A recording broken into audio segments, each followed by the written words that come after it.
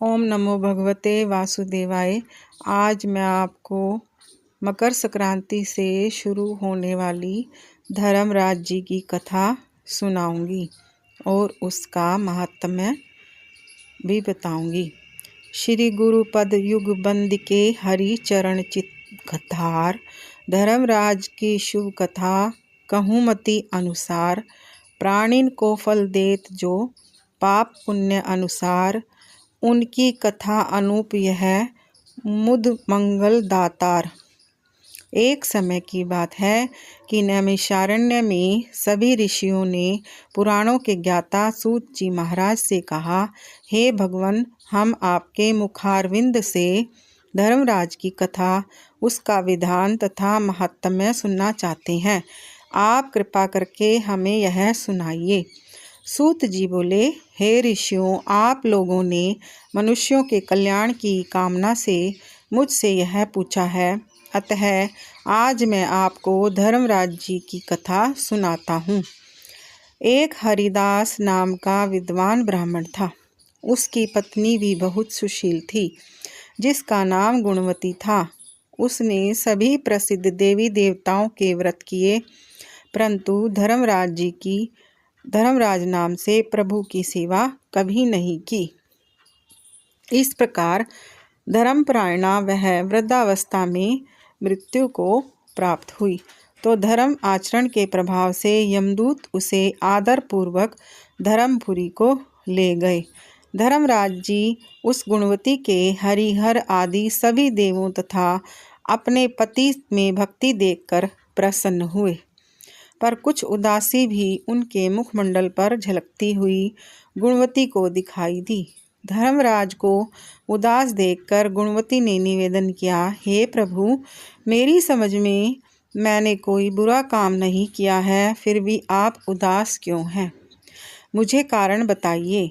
धर्मराज जी ने कहा, देवी, तुमने सभी व्रत किए, परंतु मेरे नाम से कुछ भी दान पुण्य नहीं किया।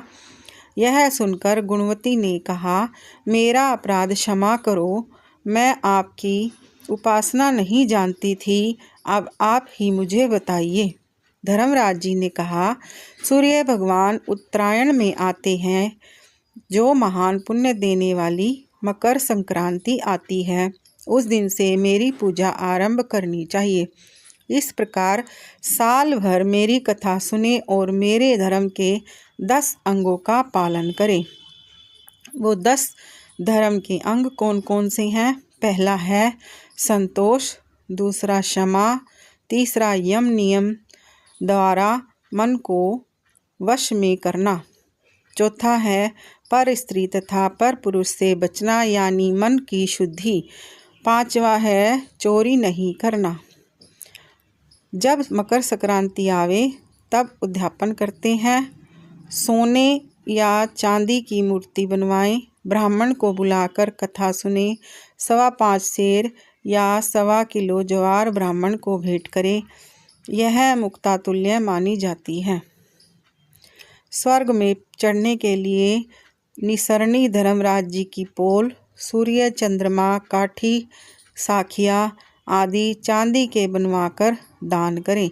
इसके सिवाय पादुकाएं, छतरी, तांबे का लोटा, डोरी, 5 वस्त्र स्त्री और 5 वस्त्र पुरुष के, 1 जोड़ा स्त्री के वस्त्र पर 16 श्रृंगार दें। बांस की छाबड़ी, 5 पात्र यानी के बर्तन, आसन, शैया, कंबल, माला और चित्रगुप्त के निमित्त 2 नारियल में काले तिल और राई भरकर दान करें। कलम, दवात, पोथी, पानी का घड़ा और मिठाई भी चित्रगुप्त के निमित्त दान करें।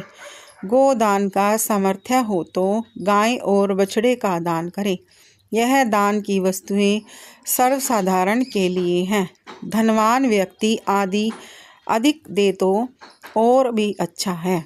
गुणवती ने भगवान से प्रार्थना की कि हे प्रभु, यदि ऐसी बात है तो मुझे यमदूत उसे छुड़ाकर फिर संसार में भेजिए, जिससे मैं आपकी कथा का प्रचार कर सकूं।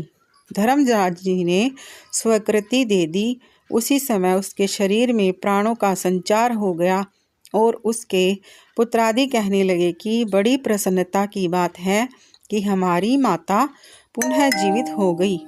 गुणवती ने अपने पति पुत्रों को सब बात कही तथा धर्मराज जी की कथा शुरू कर दी और सभी नेम धर्म और दान पुण्य किया।